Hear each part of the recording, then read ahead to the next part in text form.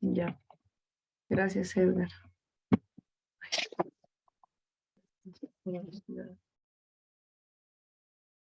Ya está. Buenas tardes con todos, amigos. Gracias por la puntualidad de algunos. Y disculpen que nos hayamos tomado un poco más de tiempo. Lo que pasa es que estábamos esperando que participen o que vayan ingresando más compañeros que tenemos.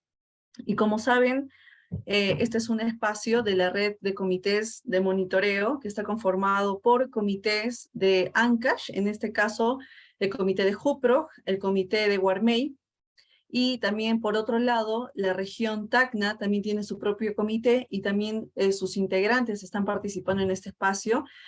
Y finalmente se encuentran los comités de Arequipa, 2 comités de Arequipa. El primero es el de Orcopampa, Chicaymarca, y el segundo es de Tapaita, Momayo.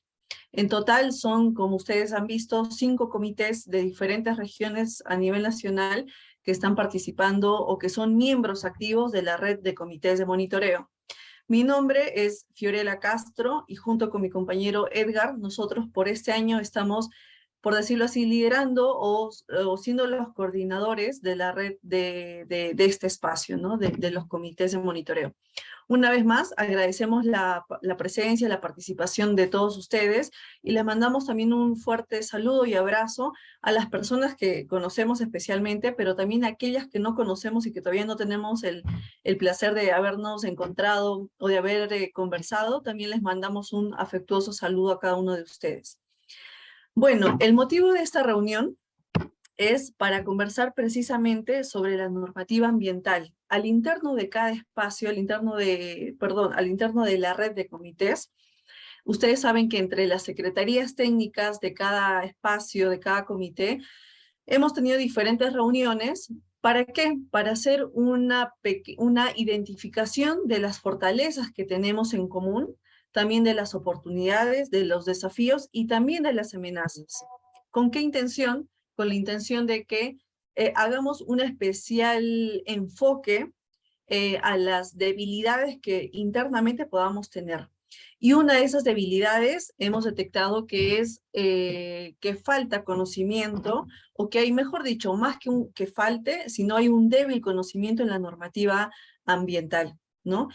Y esto nace, puede ser por integrantes del comité de la sociedad civil, pero también por otros actores, que puede ser quizás los actores del Estado, actores de la empresa y demás, porque sabemos que al interno de cada espacio, este espacio está conformado de manera multiactor, sociedad civil, también empresa y también el Estado. Entonces, con esa intención y haciendo esa identificación de esta debilidad que tenemos, es que acordamos con todos los integrantes o con las secretarías técnicas tener este espacio para contar con una persona o con una institución, mejor dicho, que nos pueda ayudar a que esa debilidad en normativa ambiental ya no sea tanto una normativa, sino que vaya aumentando y mejorando esa situación. Con eso no quiero decir de que con una sola capacitación ya todo lo vamos a tener claro, ¿no? Porque es todo un proceso, es un proceso también de aprendizaje, de tiempo, de aplicación, más que quedarnos con la sabiduría o el conocimiento acá, es saber implementarlo, ¿no? Entonces, es por ello que nosotros hemos hecho la invitación al Ministerio del Ambiente, ya con un compromiso previo que habíamos tenido con la señora o ingeniera Milagros Arestegui, me parece que es su apellido, pero en esta oportunidad ella no ha podido participar, así que hay otra persona que nos está acompañando y su nombre es Oscar Jurado Arenas. Él es especialista legal en gestión pública de la Dirección General de Políticas e Instrumento de Gestión Ambiental. Entonces, al ingeniero o al licenciado le hemos hecho llegar el programa que habíamos establecido previamente con una serie de preguntas para que a través de su presentación también nos ayude a responder esos vacíos que quizá tenemos al interno de la red, ¿no? Entonces, sin más, agradecer una vez más a las secretarías técnicas de cada comité de monitoreo por la participación y el empeño que han tenido para poder realizar esta capacitación, y mandarles un afectuoso saludo a cada uno de ustedes. Vamos a tener la presentación de Oscar del Ministerio del Ambiente por un aproximado de 30 minutos, si no me equivoco, y posterior a eso va a haber un espacio para que nosotros podamos también realizar preguntas o hacer comentarios, o quizás de manera también puntual podamos dar ejemplos sobre las situaciones que tenemos en cada territorio. Pero sí les agradecería que por el tiempo también que estimamos, que aprox sea una hora, no más, tengamos preguntas, comentarios precisas, ¿no? Para dar espacio a que los otros compañeros también puedan hacerlo. Sin más, agradecerles el espacio y su presencia. Oscar, por favor, pues, ¿vas a proyectar alguna presentación? Creo que está habilitado el, para hacerlo.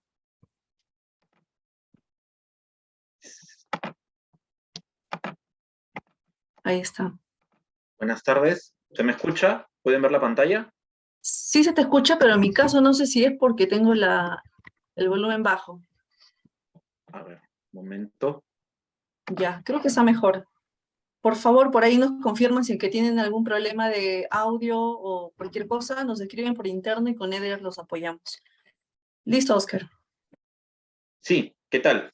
Buenas tardes con todos nuevamente. Es un placer estar aquí departiendo conocimiento normativo ambiental con todos ustedes. La verdad, es un reto tratar de sintetizar las preguntas previas que me han alcanzado en media hora. Así que lo voy a hacer de la mejor manera posible. Espero que queden algunas ideas puntuales. Y bueno, sin más, voy a arrancar esta exposición. Conociendo la norma ambiental. Voy a exponer en primer término cómo se gesta o cómo se puede dar una ley en el Congreso de la República. De hecho, que la dirección a la cual represento del Ministerio del Ambiente tiene, entre otras funciones, precisamente emitir opiniones a los proyectos de ley en materia ambiental del Congreso de la República. No nos olvidemos también que el Congreso es un regulador, expide leyes. Entonces, también es necesario saber de manera básica cómo es este procedimiento parlamentario. ¿Cómo se gesta una ley en el Congreso de la República? Iniciativa de congresistas o grupos parlamentarios. Son los que presentan las iniciativas legislativas, incluyendo, obviamente, las que están relacionadas en materia ambiental. También el Poder Ejecutivo y otras entidades públicas pueden presentar al Congreso de la República iniciativas legislativas.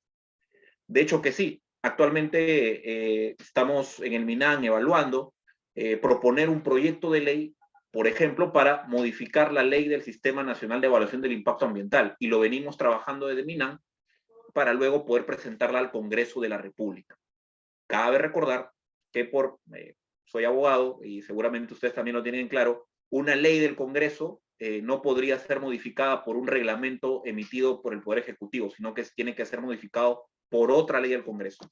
En ese escenario es que nosotros como Poder Ejecutivo preparamos esta iniciativa legislativa para que sea discutida en el Congreso de la República. Y como tercer punto, también existe la posibilidad de que la sociedad civil debidamente organizada pueda presentar iniciativas legislativas ante el Congreso de la República, de acuerdo a los alcances de la Ley 26.300, ¿no? Que regula los derechos de participación ciudadana en asuntos públicos. Ahí, aparte de la revocatoria o remoción de autoridades, está la de poder la sociedad formular iniciativas legislativas directamente al Congreso de la República, ¿no? Si es que se cumplen los requisitos establecidos en esta ley, ¿no?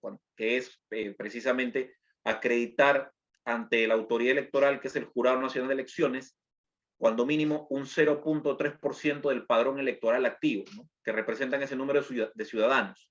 Y ellos son debidamente organizados, debidamente sus firmas registradas y verificadas por el JNE, pueden tener luz verde para presentar iniciativas de ley al Congreso de la República. Y obviamente en materia ambiental. ¿Cuál es el procedimiento regular para expedir leyes en materia ambiental? En primer término, tenemos que conocer bien esta comisión que está en el Congreso, ¿no? Que es la Comisión de Pueblos Andinos, Amazónicos y Afroperuanos, Ambiente y Ecología. Esa es la comisión en la cual se discute previamente los alcances de la iniciativa legislativa, que puede ser presentada por el Poder Ejecutivo, por grupos parlamentarios, un congresista individualmente, así como la sociedad civil debidamente organizada. Entonces, esta comisión, discute, en los congresistas que la conforman, discuten los alcances, la pertinencia, la idoneidad de la ley.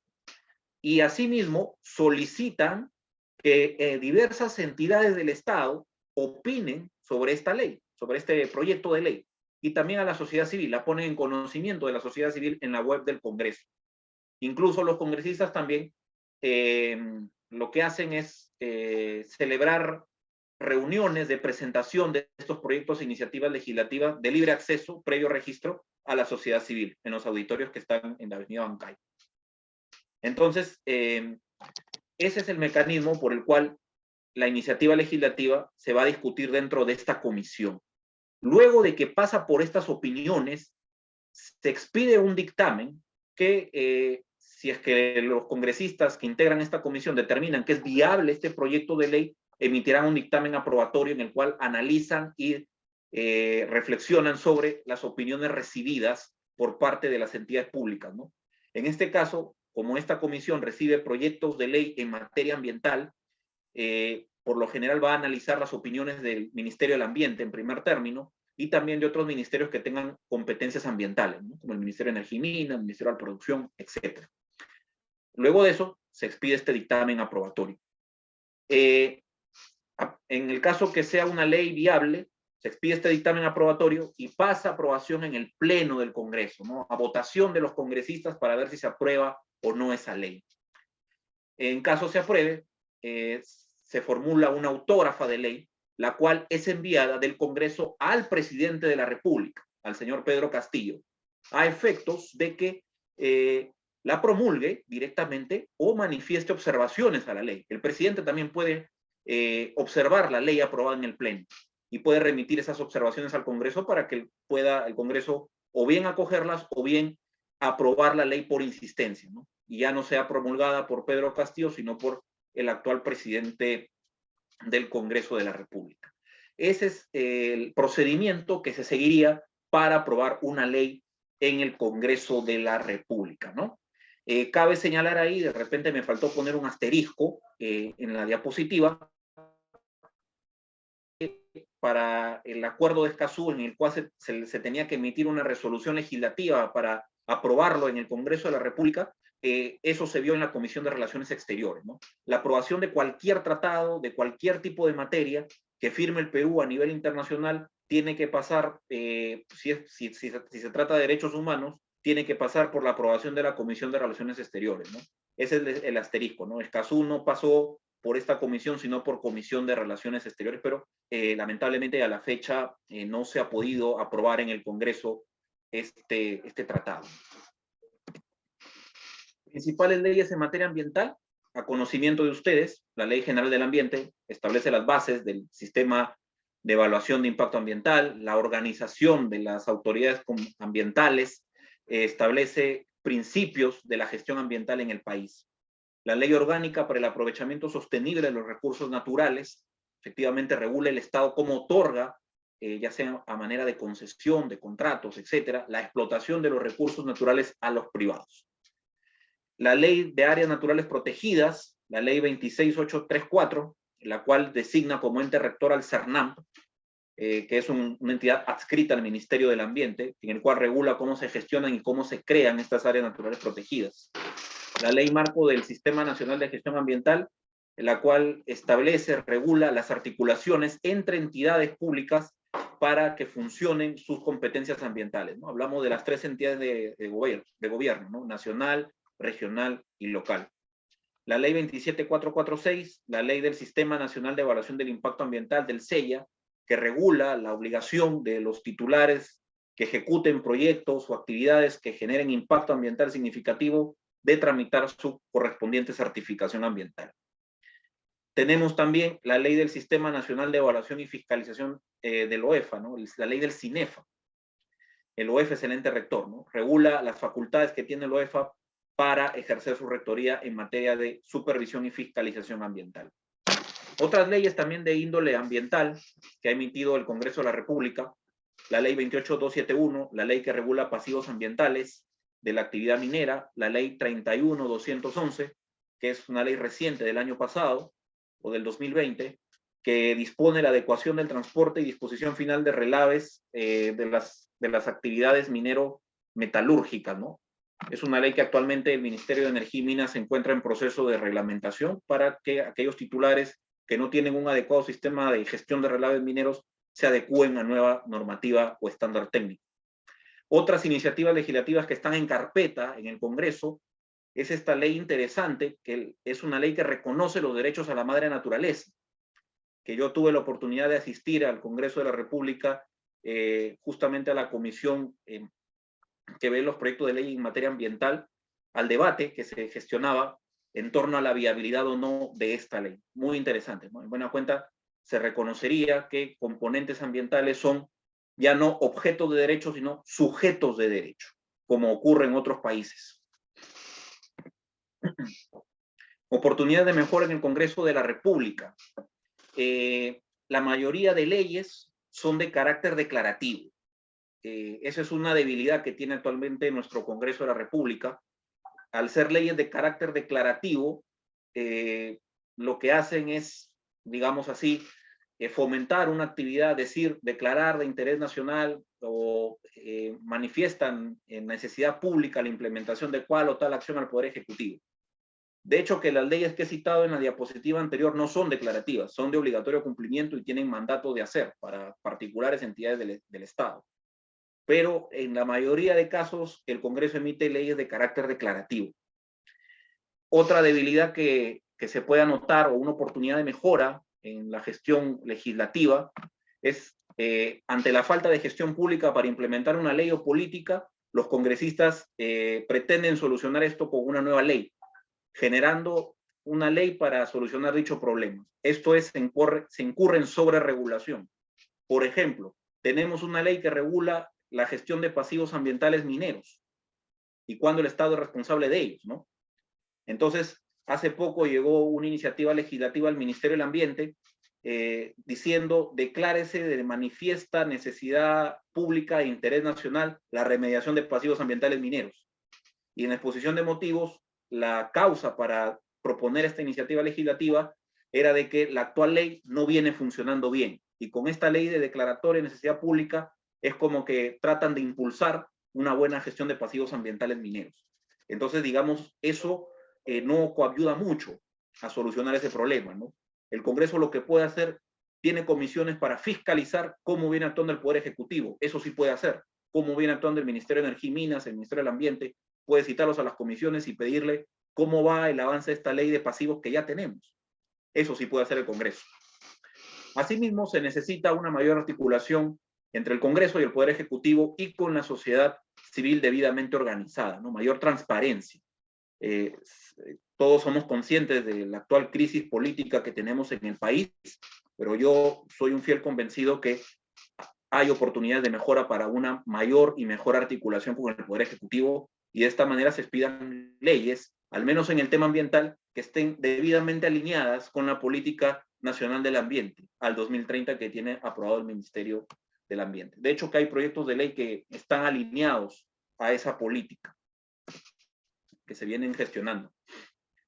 ¿Cómo se regula o cómo se da una norma en el Poder Ejecutivo, ¿no?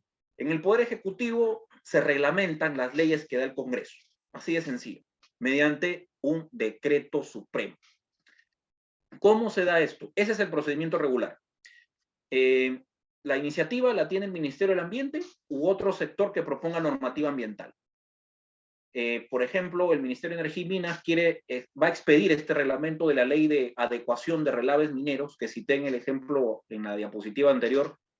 Ellos proponen el DS, el Ministerio de Energía y Minas, y el MINAM va a opinar, va a emitir una opinión técnica favorable, porque es una norma ambiental, ¿no? De carácter ambiental.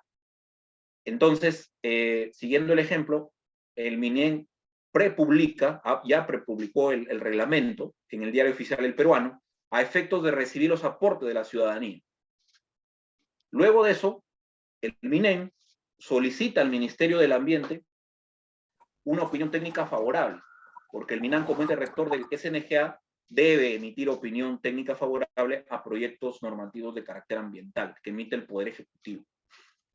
Entonces, luego de emitir esta opinión técnica favorable del MINAM, que le emite la dirección en la cual trabajo, que es la Dirección General de Políticas e Instrumentos de Gestión Ambiental, si es un DS que involucra varios sectores, es decir, lo refrenda no solo el MINEM, sino el MINAM, vivienda, por decir así, entra a lo que se conoce, antes de ser publicado en el Diario Oficial del Peruano, a la Comisión de Coordinación Viceministerial, que es liderada por la PC.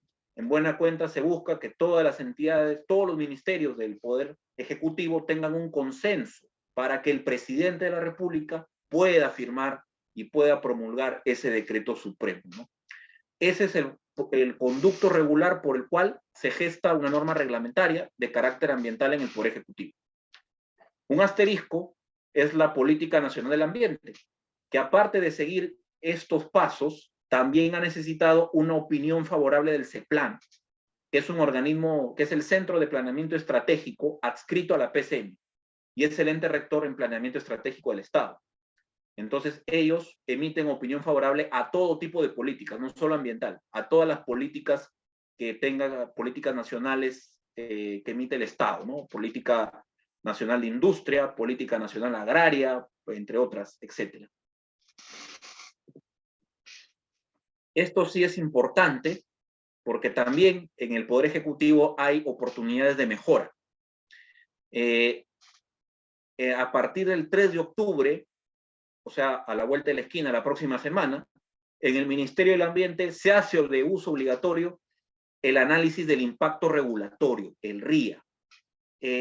No sé si habrán escuchado este tema, pero es bastante interesante. Nosotros como Estado peruano estamos rumbo o queremos aspirar a adscribirnos a la OSD. Y bueno, uno de los tantos requerimientos que la OSD, esta entidad internacional, le hace al Estado peruano, es justamente implementar una mejora en la calidad regulatoria de sus normas. Entonces, esto también atañe al Ministerio del Ambiente. Y por ello, tenemos que implementar esta herramienta de análisis de impacto regulatorio. En buena cuenta, ¿qué significa esto o qué trata de decirnos esta herramienta? Que antes de emitir una norma, piénsala dos veces, que de repente al emitir una norma no solucionas el problema público, sino más bien lo puedes empeorar.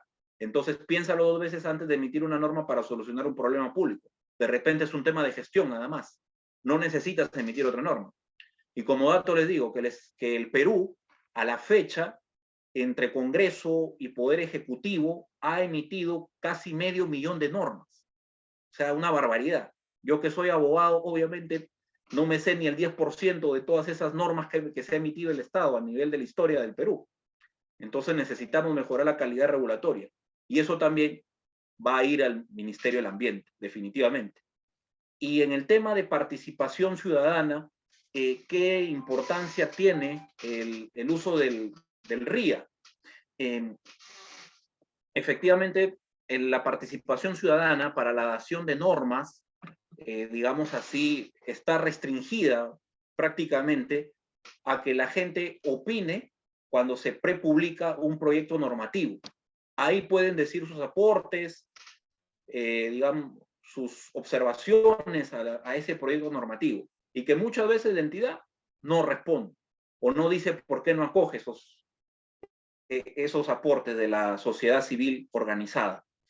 Entonces, con el RIA, esto va a cambiar. ¿Cómo va a cambiar esto? Es de que antes de que se geste el proyecto normativo, la entidad pública tiene la obligación de averiguar, indagar en la ciudadanía cuál es el problema público o si este problema existe o no existe. Entonces ahí vamos a ver un mayor acercamiento de las entidades públicas a la realidad. Entonces ahí vamos a ver, de repente tenemos pensado emitir un decreto supremo para solucionar un problema público en materia ambiental, pero de repente con un tema de gestión pública, de coordinación, de articulación, hasta de diálogo, se puede solucionar y no es necesario emitir una norma más.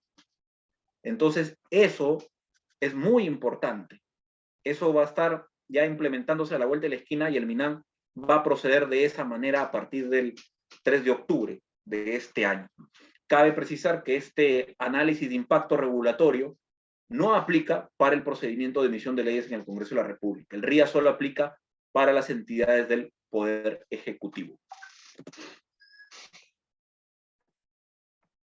Los comités de monitoreo ambiental participativo, podemos citar bases legales sobre estos importantes mecanismos de vigilancia ambiental ciudadana. Para empezar, está en la Ley General del Ambiente. Y esto deriva del derecho que tiene toda persona a participar en los asuntos de interés público. Y la Ley General del Ambiente, ese derecho constitucional que tienen las personas, lo plasma como el derecho o la posibilidad de ejercer vigilancia ambiental ciudadana. Es lo que establece la Ley General del Ambiente. Reglamentariamente, tenemos el Decreto Supremo 002-2009 MINAM, que es el reglamento sobre transparencia, acceso a la información pública ambiental, participación y consulta ciudadana en asuntos ambientales. Es decir, la participación ciudadana en asuntos ambientales está desde incluso antes de que se presente el estudio de impacto ambiental a evaluación de la autoridad certificadora. Está presente durante la evaluación de este instrumento y también está presente de manera posterior a la aprobación del estudio de impacto ambiental. ¿Correcto? De hecho que se me vienen a la mente ejemplos de normativa del sector electricidad, una resolución ministerial del año 2010, en el cual se establece la obligación de conformar comités para el seguimiento de los monitoreos que hagan las actividades del sector eléctrico. De igual manera, tenemos esa base legal en el sector hidrocarburos, ¿no?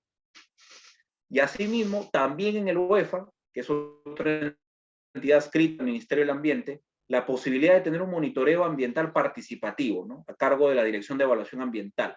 De hecho, que el OEFA capacita previamente a las personas que van a participar en este monitoreo ambiental.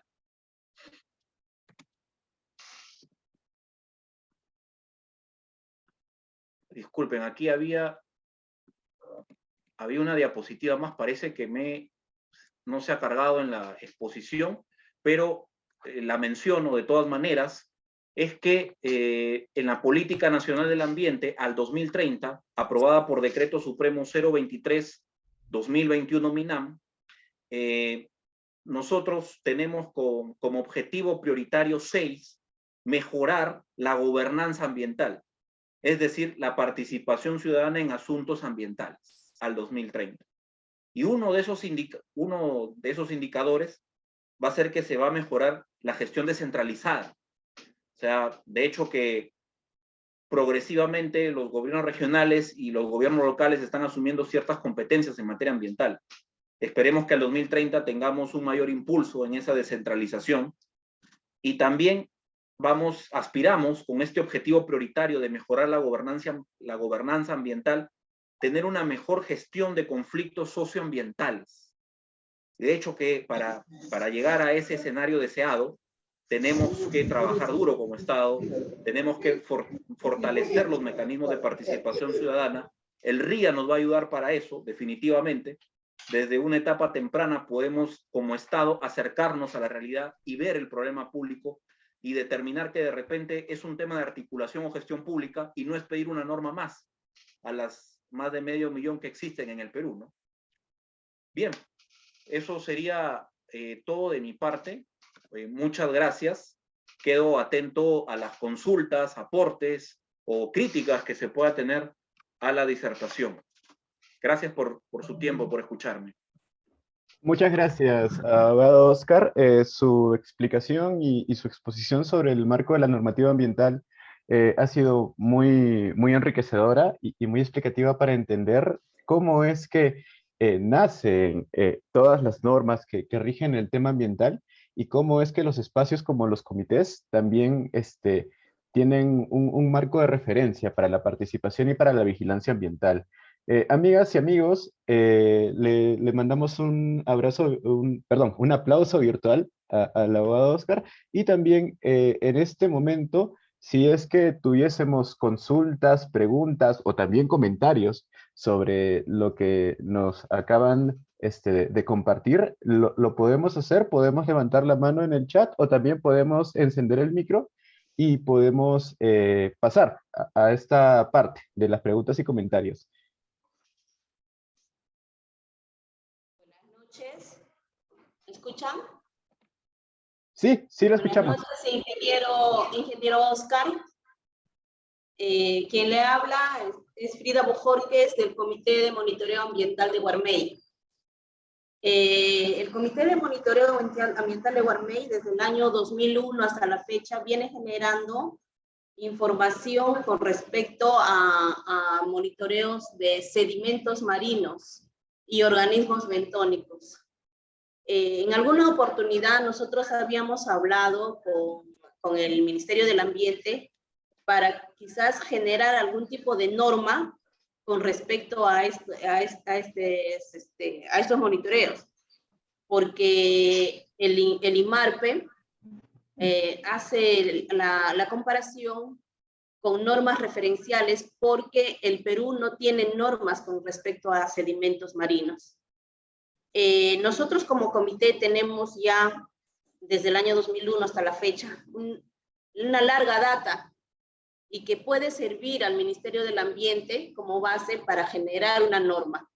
¿Cuáles son los procedimientos que podemos nosotros como comité facilitarles al Ministerio para que puedan el Ministerio tener la iniciativa de generar una norma? Sí, gracias por la participación. De hecho, por el alcance o contenido de lo que tú me estás comentando, esa iniciativa tendría que ser presentada a la Dirección General de Calidad Ambiental del Ministerio del Ambiente. Se puede presentar a manera de proponer una norma de rango decreto supremo. Es más, incluso en el Poder Ejecutivo es más flexible el tema para la presentación de propuestas normativas. De hecho, que no se necesita ese requerimiento del Congreso de la República. Ustedes como comité formalmente, debidamente organizado, pueden presentar esa iniciativa directamente al Ministerio del Ambiente con atención de la Dirección General de Calidad Ambiental.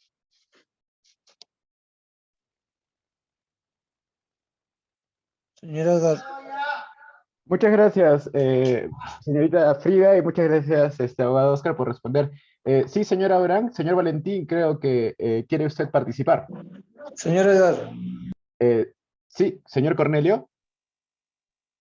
Sí. Ah, ya, señor Cornelio, adelante usted.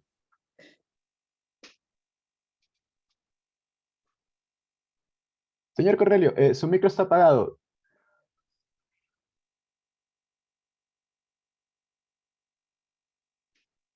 Señora Edgar, no sé si me escuchan. Sí, lo escuchamos perfectamente. Adelante, señor Cornelio. Buenas noches, señores participantes, señor expositor y todos integrantes del Comité de Monitoreo. Muy buenas noches. En verdad, para mí, esta capacitación debe ser con más tiempo, porque nos falta más prepararnos. Y le felicito bastante al expositor, pero no habrá otro momento más para podernos preparar mejor. Solamente mi consulta era el tema de manejo de los residuos de la municipalidad.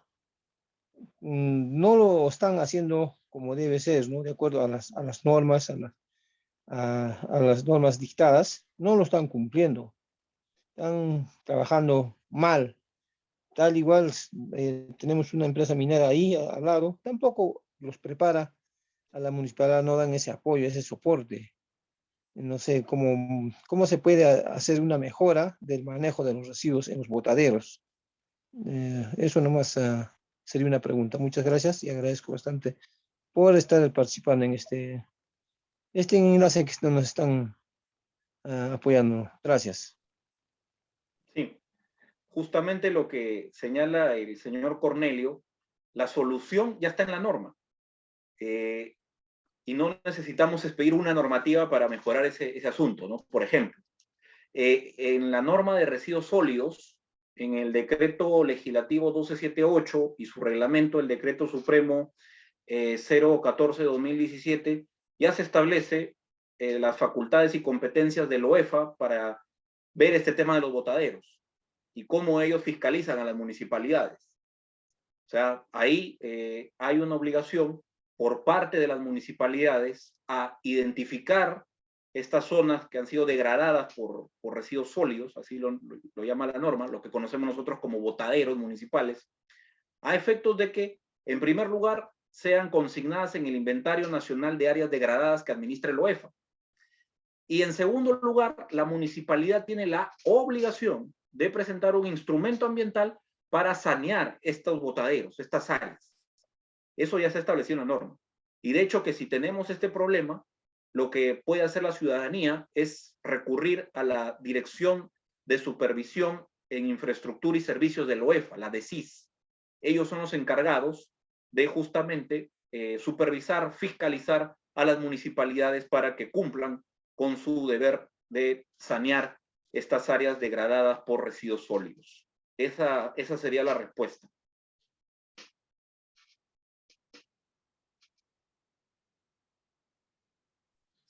Ahí quizás, si me permiten, por favor, completar la pregunta del señor Cornelio.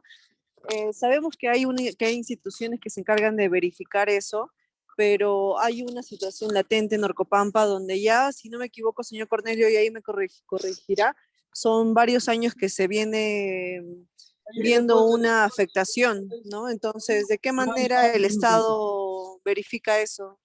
Si desde hace varios años no hay cambios en esta situación.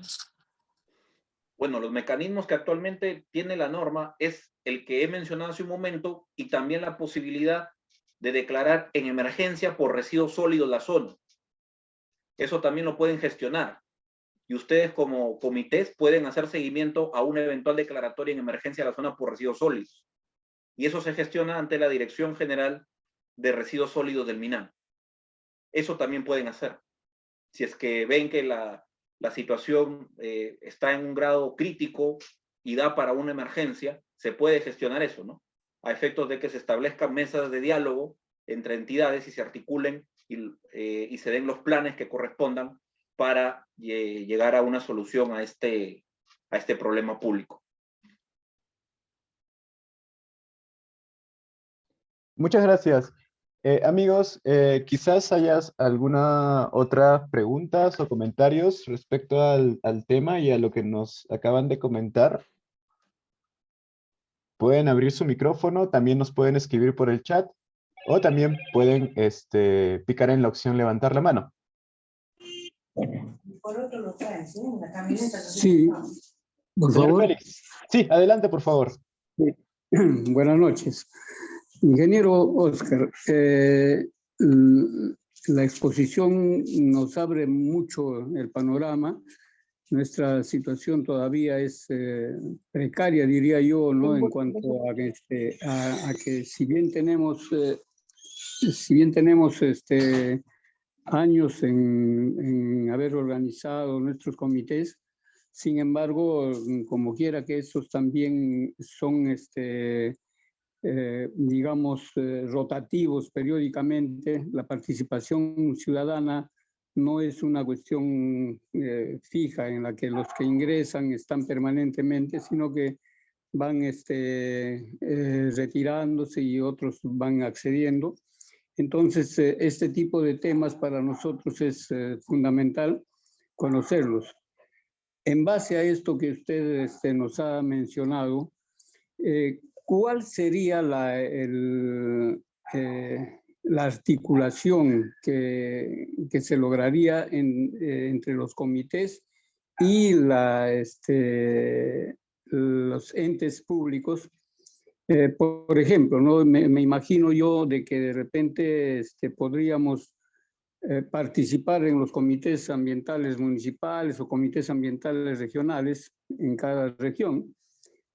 Pero si nosotros carecemos de una personería jurídica, ¿esto nos limitaría o basta con la ley que en el Ministerio del Ambiente se ha promulgado sobre participación ciudadana para que nosotros seamos sujetos de derecho? Gracias por la pregunta, señor Félix. Definitivamente, si nosotros vemos la política nacional del ambiente, uno de los problemas de los escenarios actuales es una débil gobernanza ambiental. Ese es un problema público que está establecido claramente en la política nacional del ambiente, al cual queremos dar una solución de aquí al 2030. Entonces, justamente, falta esa articulación del gobierno central con los gobiernos regionales, con los gobiernos locales, y de hecho que el tema que no estén organizados como persona jurídica no los limita, efectivamente, a poder participar en las comisiones regionales ni en las comisiones municipales.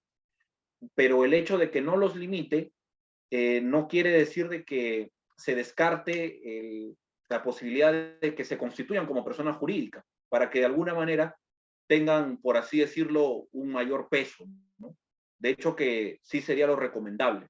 Pero si no está eso, no hay problema. Ustedes como ciudadanos, como cualquier ciudadano, tiene derecho a participar en los asuntos públicos ambientales del país a nivel nacional, ¿no? Nacional, regional y local. Ese derecho está en la Constitución.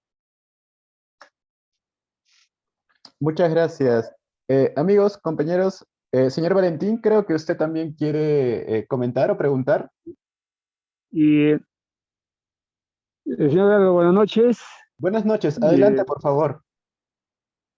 Me pregunta, llegué un poco tarde, y ¿cuál es la diferencia, digamos, la ley preparatoria con la ley de carácter obligatorio, ¿no? Disculpe, ¿la ley preparatoria? Sí. Hace poco estabas hablando de leyes, de que no, que la ley preparatoria y una ley de carácter obligatorio. Buenas noches. ¿A mí? Continúe, señor Hola. Valentín. ¿Me escucharon? La última parte no.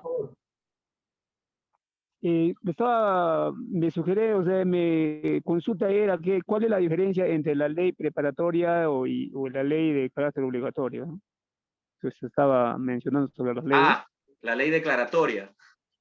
Acá, Correcto, sí. Buena pregunta. De hecho, las leyes de carácter, en sí, las leyes son de carácter obligatorio. Todas las que pide el Congreso de la República, ¿no? Las que están citadas en la diapositiva, las que tienen carácter ambiental, Ley General del Ambiente, CNGA, CIA. ¿Por qué? Porque tienen mandatos de obligación para las entidades del Estado o para los ciudadanos, y son obligatorias. Lo que ocurre en la práctica es de que el Congreso de la República viene expidiendo leyes de declaratoria de interés nacional o necesidad pública para fomentar ciertas actividades. O sea, estas leyes declaratorias en sí, ustedes revisan la Constitución, no están por ningún lado, sino que en la práctica los congresistas lo que hacen es justamente algo que no les corresponde, para empezar, porque promueven, por ejemplo, proyectos de inversión pública en algunas zonas, y eso es competencia exclusiva del Poder Ejecutivo. Pero ellos, a través de leyes declaratorias, que no está regulado en ninguna parte de la Constitución política del Perú, tratan de justamente incentivar que el Poder Ejecutivo realice estos proyectos o actividades. Y eso, vuelvo a repetir, es cuestionable desde el punto de vista legal, pero los congresistas lo vienen haciendo en la práctica, ¿no? Las famosas leyes de declaratoria de interés nacional. Y aparte de que pueden cuestionarse en su legalidad, en la práctica no sirven de mucho. ¿Por qué? Porque, como su mismo nombre lo dice, son leyes declaratorias, que no tienen, digamos así, un mandato o una vinculación jurídica para el Poder Ejecutivo.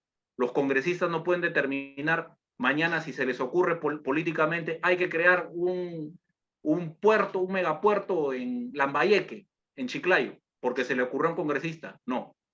ese tipo de actividades tienen que ser promovidas y ejecutadas desde el Poder Ejecutivo con un análisis técnico de viabilidad. Pero los congresistas expiden este tipo de leyes en la práctica, lo cual hay que decirlo, a mi criterio, no es dable, es incorrecto.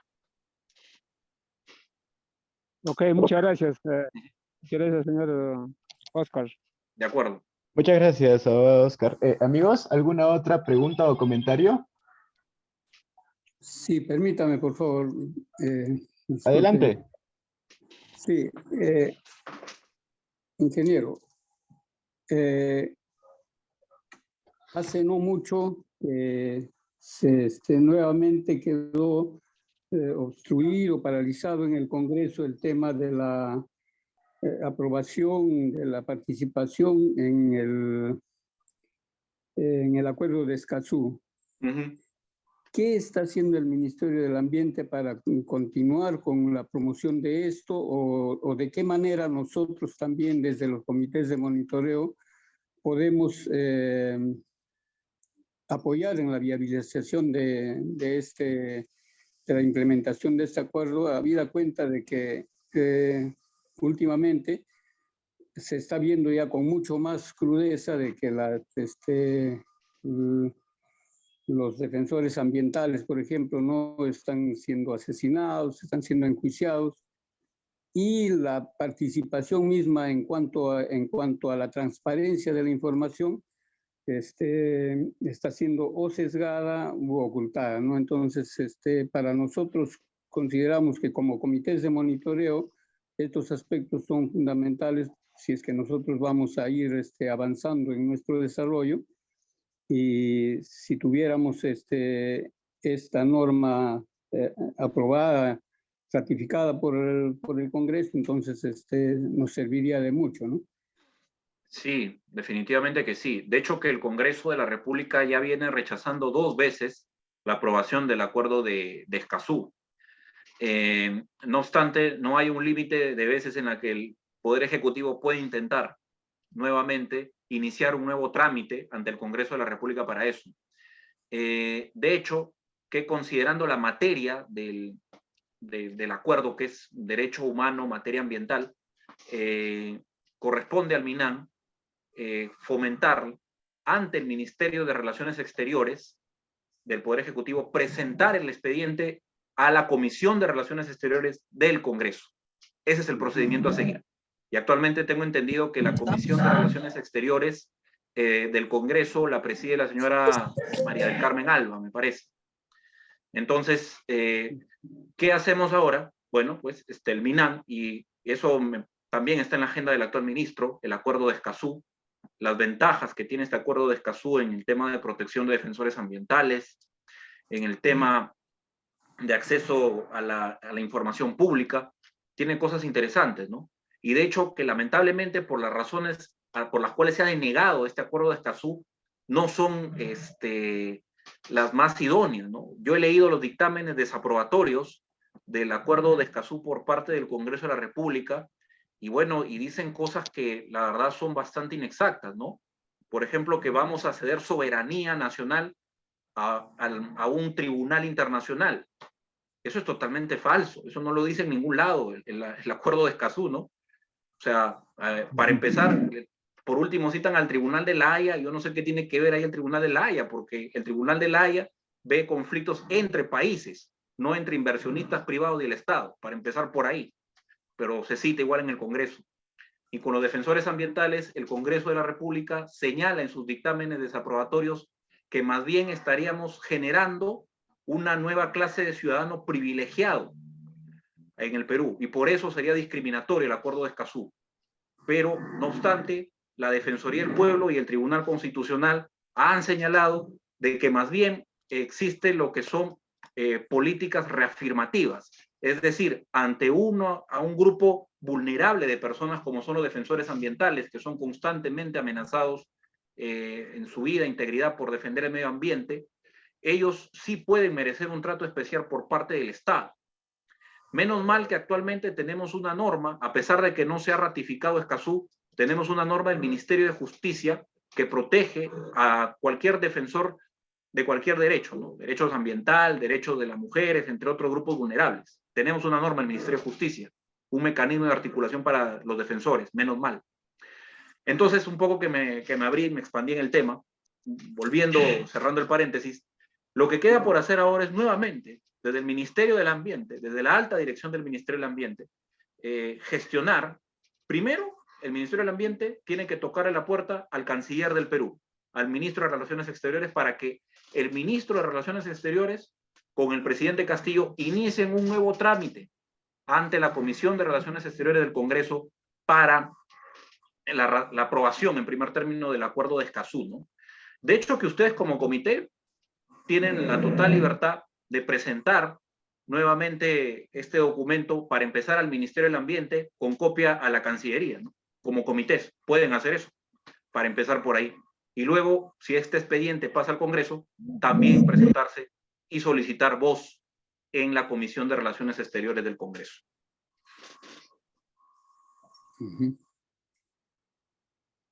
Muchas gracias al señor Félix por su consulta y también al abogado Oscar por la respuesta tan aclaratoria. Amigos, Buenas ya noches, entrando...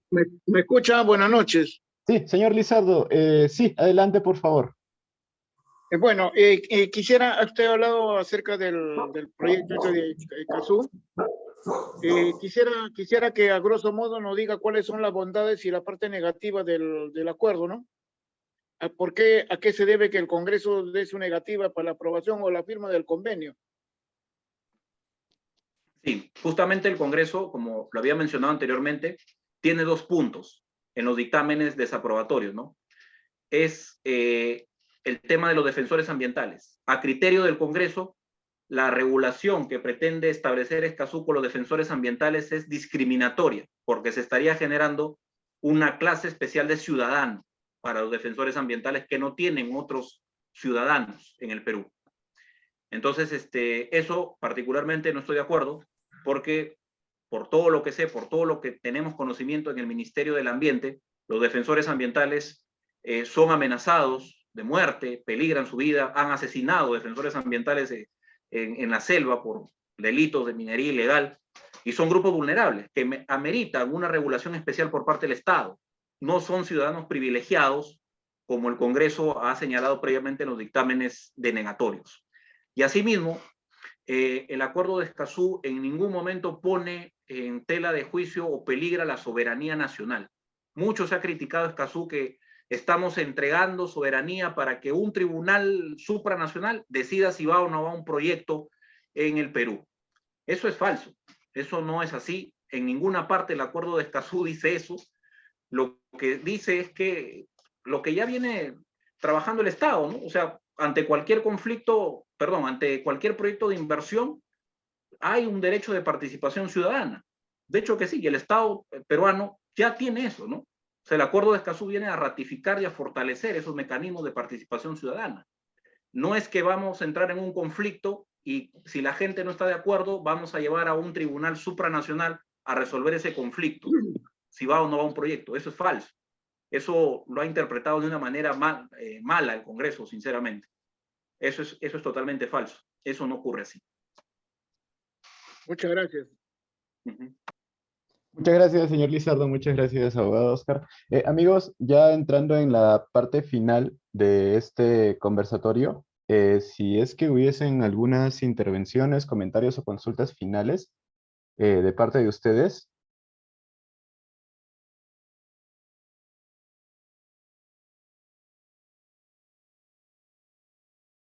Sí, recuerden que también pueden dejar sus preguntas o pueden hacerlas por el chat, pueden levantar la mano o si tuvieran también la consulta o el comentario, pueden abrir su micro y lo pueden comentar. Si es que no hubiesen más comentarios, les agradeceríamos bastante que nos... ¿Podría hacer una pregunta? Sí, sí, señor Lizardo, adelante. Sí, bueno, quisiera que nos informe o nos ilustre el expositor a qué se debe que la gobernanza entre el gobierno y los gobiernos regionales y los locales es bastante débil ya que la población en el sentido ambiental, por ejemplo, no está enterado del manejo del que el gobierno hace al respecto de la protección del medio ambiente, ¿no? Es muy huérfano porque no hay esa fluidez de información. Los comités, a veces sin recursos, tenemos que estar de alguna forma buscando los canales, los medios para poder estar informados al respecto, ¿no? Y hacer el conocimiento a la población, ya que los comités de monitoreo son los nexos entre las empresas mineras u otro tipo de empresas y la población. Entonces, ahí está fallando la gobernanza, no está llegando con fluidez a la civilidad, ¿no? Quisiera que el expositor nos ilustre a qué se debe ello, ¿no? Ya que el señor es representante del Ministerio del Ambiente, de ahí la información debe fluir, ¿no? Y llegar hacia la ciudadanía, ¿no? Para que no haya pues este tipo de conflictos a veces con las empresas mineras, que mayormente se da en la zona del sur del país, ¿no? Que es la zona más conflictiva en aspectos mineros, ¿no? Sí, de hecho que sí. Tengo una palabra, que es la gestión ambiental descentralizada. Efectivamente, es una debilidad actual. Eso se reconoce en la Política Nacional del Ambiente. De hecho que eso ocurre porque las competencias de los gobiernos regionales y locales en materia ambiental es dispersa y limitada. Esos son los dos factores claves. Es dispersa porque, por ejemplo, cito un ejemplo, revisamos la Ley Orgánica de Municipalidades y ahí te dice que las municipalidades tienen en materia competencia exclusiva en emisiones que se realicen en su jurisdicción. En emisiones, así de manera general.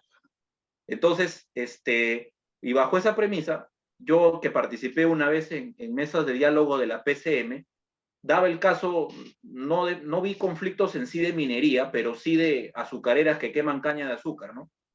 Claro. El instrumento ambiental les permitía, el instrumento ambiental aprobado por una entidad del gobierno nacional, Produce Vidagri, les permitía quemar caña. Y la municipalidad sacaba una ordenanza diciendo, oye, no quemes caña, prohibido quemar caña, conflicto. ¿Por qué? Porque las competencias no estaban claras. Y sigue así el tema, ¿no? Y no solo con la MUNI, sino con los gobiernos regionales también. Entonces, yo creo que al 2030 se deben aclarar esas competencias, delimitarlas, o en todo caso descentralizar, previo capacitación a los gobiernos regionales o locales, ¿no? Eso me parece importantísimo de aquí al 2030, que es el margen de acción de la Política Nacional del Ambiente. Muchas gracias. Muchas gracias, señor Lizardo. Muchas gracias, abogado Oscar. Amigos y amigas, si es que no hubiese alguna otra consulta o comentario, les agradecemos mucho su participación. Primero que nada, le agradecemos al abogado Oscar Jurado que nos ha acompañado en la tarde-noche de hoy y al cual le Edgar, disculpa, enviamos... yo quisiera hacer alguna consulta puntual. Sí, Fiorella, adelante. Ya.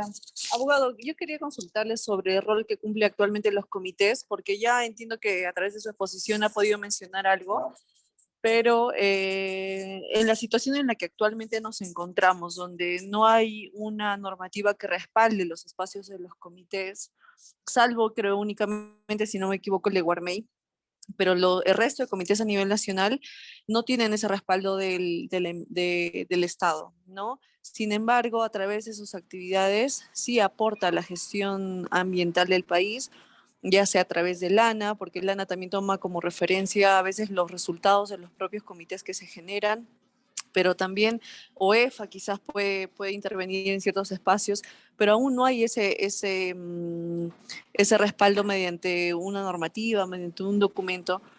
Yo quería consultar a la fecha con lo que tenemos, cómo el Estado viene reconociendo estos espacios y cómo ve desde el Estado, desde el MINAM, que se convierta en esta falta de respaldo a un respaldo, a un mayor respaldo en los próximos años, por un lado. Y por otro lado, también quería, mi segunda pregunta sería, dentro de los espacios de los comités, que principalmente tenemos actividades, por ejemplo, como monitoreos, ya sea de agua, de aire, o como lo mencionaba la señora Frida, del mar. A veces a veces hay lugares donde no precisamente se puede ingresar, porque si bien es cierto, es este ámbito de la unidad minera, ¿no? Sin embargo, siempre he escuchado que hay dudas de que a nivel de comités de monitoreo nos gustaría, y me incluyo en eso, hacer monitoreos inopinados, ¿no?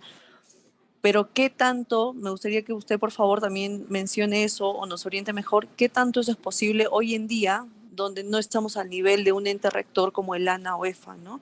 Esa sería mi segunda consulta. Gracias. A ver. Sí, respecto a la legislación que regula el tema de los comités de monitoreo, efectivamente, yo en la diapositiva he citado diversa legislación, que se puede decir que es una legislación dispersa, ¿no? En el tema de los comités. De hecho, lo que voy a decir a continuación es una opinión a nombre de Óscar Jurado, es que, bueno, de repente no estaría de más pensar en una norma reglamentaria a efecto de justamente regular o reconocer, o que el Estado, como de repente el MINAM, tenga un registro de estos comités, o administre un registro de estos comités, ¿no? Puede ser. Eso sí, efectivamente. Eso yo creo que estaría enmarcado justamente en ese objetivo prioritario 6 de la Política Nacional del Ambiente, ¿no? De hecho, que sí sería interesante pensar en ese tipo de propuesta normativa más adelante para mejorar la gobernanza ambiental. Fiorella, disculpa, y la primera pregunta, ¿cuál fue? Se me fue. Acá yo estaba señalando cómo el MINAM está viendo al interno respaldar esos comités que ya viene contribuyendo a la gestión del país, a la gestión ambiental. Si es que internamente están viendo quizás alguna iniciativa para sí hacer formalmente este respaldo a los comités de monitoreo, o cómo lo están viendo. No, justamente a ese iba mi comentario, ¿no? Mi respuesta estaba atada a la primera pregunta que me hiciste. Efectivamente, ¿no? Lo que digo es a nombre de Óscar Jurado. De repente ustedes lo pueden analizar, pero sí sería interesante tener una propuesta reglamentaria de comité, ¿no? Que lo regule, que lo registre. Sería interesante, un reconocimiento por parte del Estado. Y también me hablabas de unas visitas inopinadas a las empresas mineras. Sí, por ejemplo, el ANA realiza monitoreos inopinados a empresas mineras, ¿no? No necesita avisar con anticipación que va a ir y que va a supervisar. O el caso de OEFA, ¿no? No necesariamente. ¿Por qué? Porque tiene calidad de ente rector. Sin embargo, ya que se conoce eso, al interno de cada comité siempre hay comentarios o sugerencias de que los propios comités deberían adoptar esa lógica de intervención a las empresas, ¿no? Entonces, ¿qué tanto? Yo sé que por el hecho de que no hay una normativa que nos respalde, precisamente hay un vacío en eso, ¿no? No se va a poder realizar.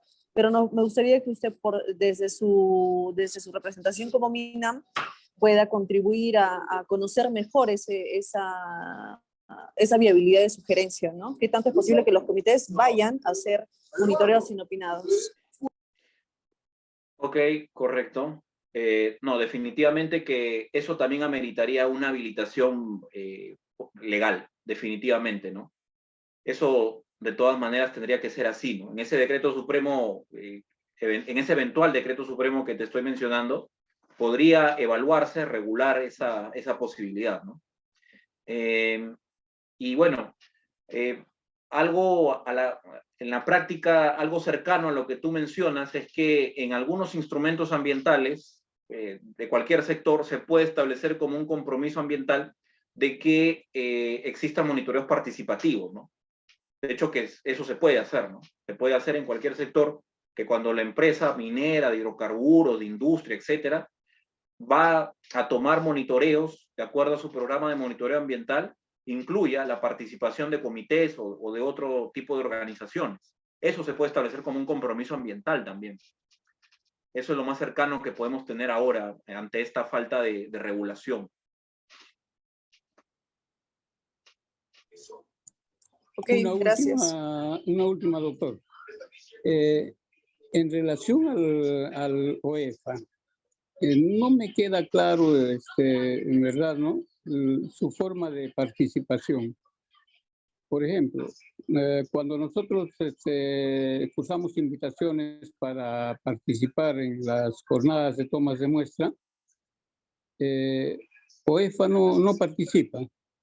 En algún momento se me mencionó de que como era el ente fiscalizador, entonces casi sería como una cuestión de ser juez y parte. No lo entiendo bien esa parte.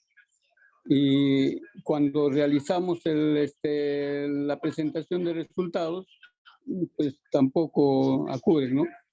Para nosotros sería una gran cosa la participación en este tipo de eventos al comité, porque le daría un peso que el comité no lo tiene en ley, pero que si es que tendría la participación del ente regulador, fiscalizador,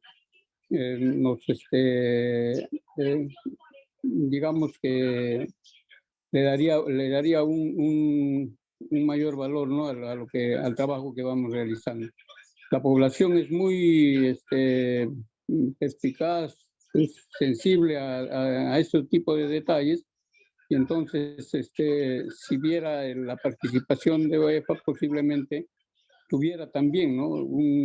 Una mayor participación en este tipo de eventos, porque ellos también encontrarían que en esa oportunidad podrían de repente hacerle llegar algún tipo de inquietudes que tienen y que no lo hacen porque, bueno, no estamos acostumbrados al tema de transmitir la problemática a través de apuntes en la que dejemos en los buzones de cada oficina, ¿no?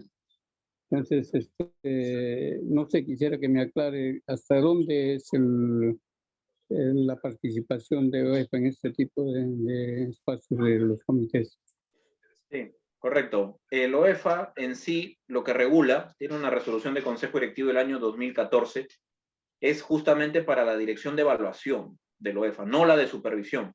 Por eso es que los monitoreos en los cuales el OEFA capacita a la población son ejecutados no en sí en la unidad fiscalizable, en la mayoría de veces, sino más bien en zonas aledañas, en el ambiente donde está esta unidad fiscalizable. Hasta eso es la habilitación legal que tiene el OEFA para realizar estudios ambientales. La dirección de evaluación del OEFA no tiene facultad para ir, tocarle la puerta a la unidad fiscalizable y decirle, voy a hacerte ahorita un monitoreo aquí, porque esa facultad la tiene otras direcciones del OEFA, que son las direcciones de supervisión ambiental. Ellos sí. Los de evaluación ambiental solamente alrededor de la unidad fiscalizable. Esas son las competencias, las habilitaciones legales que actualmente tiene el OEFA respecto a los monitoreos participativos, ¿no? Esa es la regulación actual. De pronto podemos mejorarla, ¿no? Podemos gestionarla de mejor manera para hacerla más inclusiva, la participación de los comités. Definitivamente que sí. Creo que sí, porque lo que nosotros hacemos al hacer las tomas de muestras son fuera del ámbito de la unidad minera, no lo hacemos dentro. Exacto, así es. Hasta ahí la habilitación legal. Gracias. Muchas gracias, señor Félix. Muchas gracias, abogado Oscar. Bien, amigas y amigos, hemos llegado a la parte final del conversatorio. Nuevamente les agradecemos. Primero que nada, le agradecemos al abogado por su exposición. También le agradecemos por responder a cada una de las interrogantes y dar réplica a los comentarios de nuestros compañeros que tan explicativos y tan enriquecedores han sido para este conversatorio. Y bueno, como lo mencionaba un compañero hace algún momento, el tema ambiental y el tema de la normativa, del marco normativo de las actividades ambientales es muy extenso, es muy complejo y pues nos quedaría chico este y todos los conversatorios por delante para poder abordar, pero la idea de estas iniciativas como este pequeño espacio es pues empaparnos, acercarnos ya sea como miembros de los espacios de vigilancia a esta normativa ambiental y a través de nosotros, como representantes de nuestras comunidades, de las asociaciones, acercar a la comunidad, a nuestros vecinos, a nuestros amigos, hacia estos temas. Yo quisiera aprovechar también la oportunidad para hacer una breve pregunta, porque ya estamos sobre la hora, al abogado. Tenemos conocimiento de que en el Sistema Nacional de Información, el CINIA, creo que es, de Información Ambiental, tenemos un apartado, una sección sobre todo el marco normativo, todas las leyes que se publican en materia ambiental. He tenido la oportunidad de consultarlo y sí, es una herramienta muy importante. Pero y fuera de esto, y también secundando alguna de las preguntas y comentarios de los compañeros que me han precedido, ¿existen otros canales de información sobre la normativa que podamos tener en la mano, ya no solo los integrantes de los comités, sino también la comunidad, la población en general? Bueno, aparte del CINIA, que es específico en materia ambiental, tenemos un alcance, la herramienta SPIG libre del Ministerio de Justicia, en el cual ustedes pueden ahí ver la normativa, toda la normativa que ha emitido el Estado peruano, actualizada y ordenada. SPIG libre del Ministerio de Justicia. Es un buscador bastante amigable y ahí buscan desde la Constitución Política del Perú hasta los reglamentos ambientales sectoriales y aparecen actualizados con sus modificatorias y el año en que ha dado esas modificatorias. Esa es otra herramienta que pueden utilizar para acceder a normativa peruana. Oscar, quizás nos puedas, por favor, compartir por el chat el nombre de la página para nosotros también compartirlo al interno. De hecho, que les paso el link. A ver. Mejor.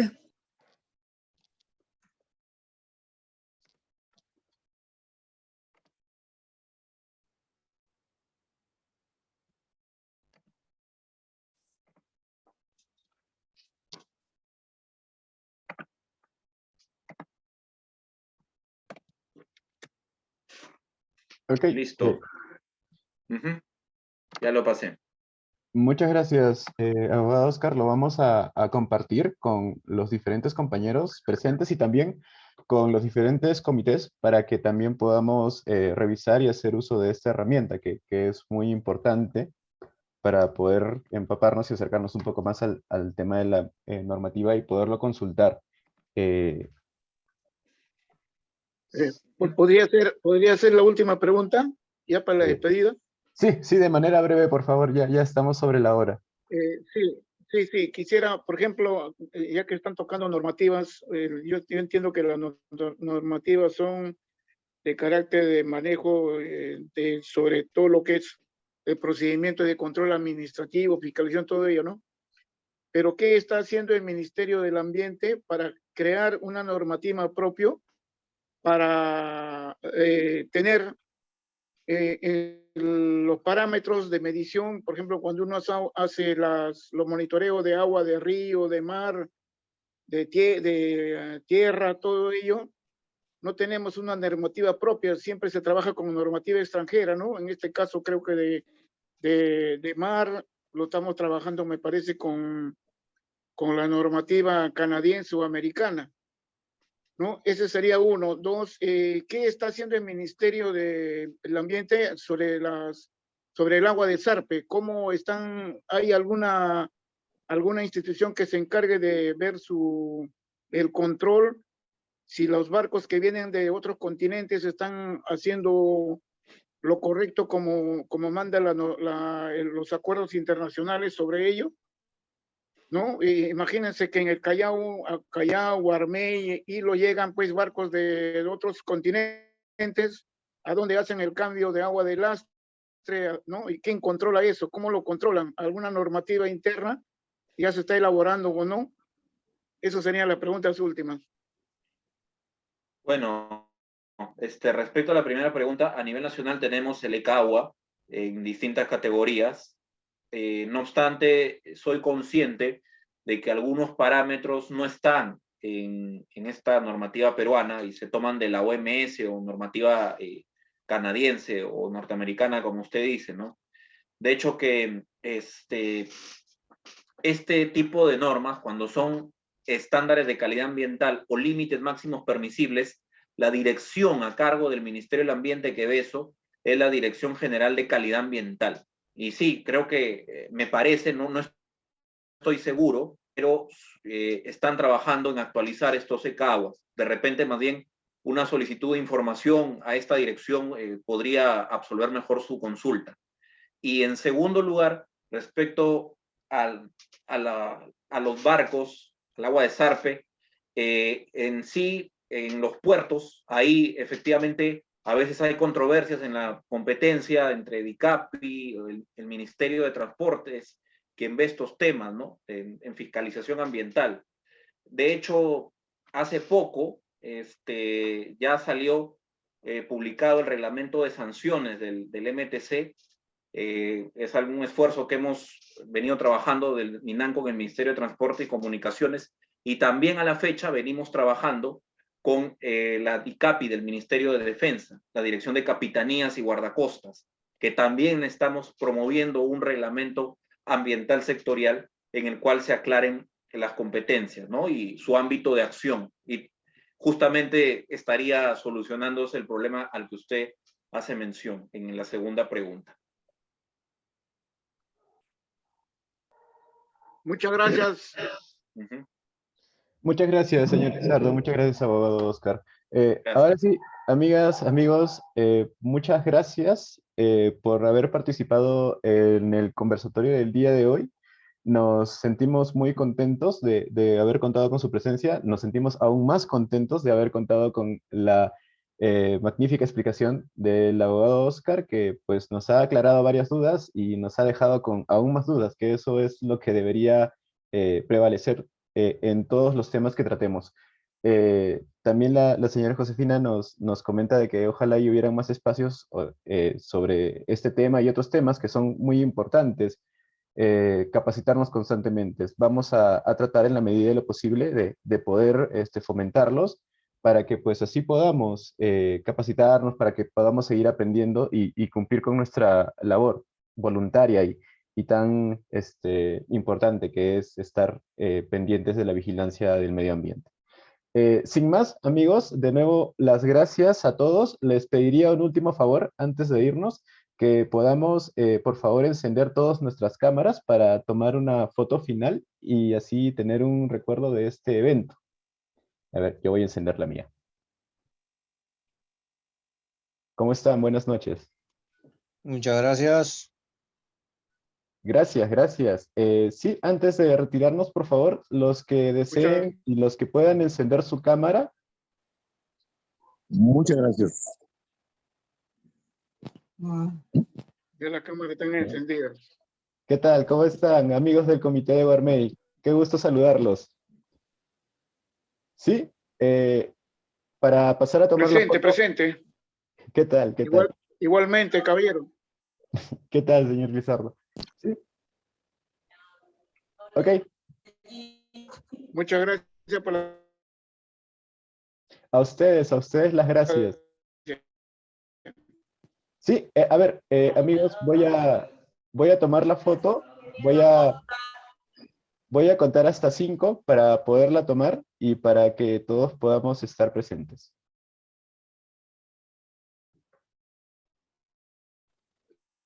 1, 2, 3, 4, 5. Saluden.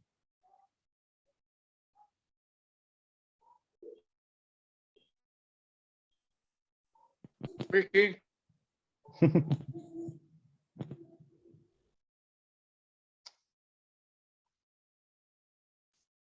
Aló. Sí, disculpen, tuve un pequeño inconveniente. Amigos,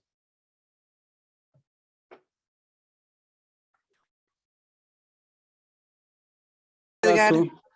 Gracias, Gracias, Oscar de gracias a Minam todos. también. Gracias. Cuídense Gracias, mucho. Mario, no te pierdas. Gracias, hasta luego. Un gusto. Gracias a ustedes.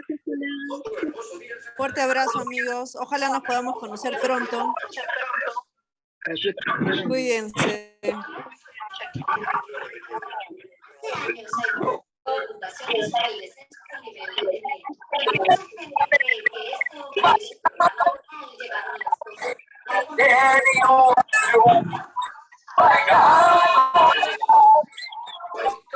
Oh,